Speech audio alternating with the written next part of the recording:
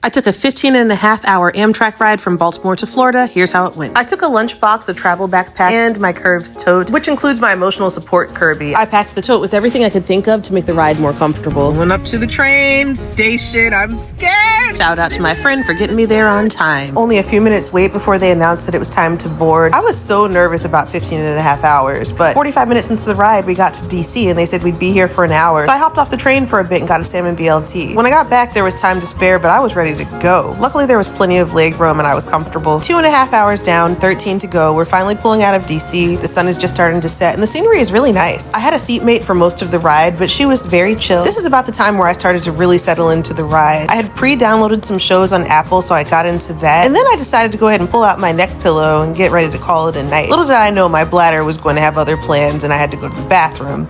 I did not enjoy the bathroom. It's not that it was dirty. It really wasn't that bad. It's just that everything was tight and I like to not touch things, but I had to touch everything. And what is this? I dug through 30 toilet seat covers before I found one 100% one. I'll count my blessings though, because truly it could have been worse. 4.5 hours down, 11.5 to go. It is now 10 p.m. and they've announced that there are now quiet hours, which means the lights have dimmed, loud talking is not allowed, and I am going to bed. And just like that, 10.5 hours down, 5.5 to go. My aisle mates were chatting jubilantly and it woke me up. I wasn't even mad though. I'm surprised that I slept for 6.5 hours on this train. It was surprisingly comfortable. The seats recline quite a bit and there is so much leg room, but I also packed so well for this. I took the train last week to New York, so I took notes about everything I might need to make it through this one successfully. Why so many train trips, Brittney-Elizabeth? In January, knowing that my cat was probably not going to be long for this world, I bought a rail pass when it was on sale for $250 for 10 trips anywhere Amtrak goes. My cats were sick in their final years, so I didn't get out much. So I thought that if I had the opportunity to do a little traveling once I was alone in the world, that maybe it would soften the blow a bit. I quickly realized that I can't hide behind a consolation prize. Grief will find me and grip me no matter how hard I try to run from it. But it's still nice to get out and see some of the world again. I packed so many snacks, but in the end, I only ate trail mix and the rest of this BLT. My seatmate left, so I started getting myself together to get off the train because at this point, I only had 1 hour left. Oh my God, but my lips are so chapped. Back to the bathroom. Oh, okay, well, this bathroom's actually a little bit better. This is the smaller of the two bathrooms.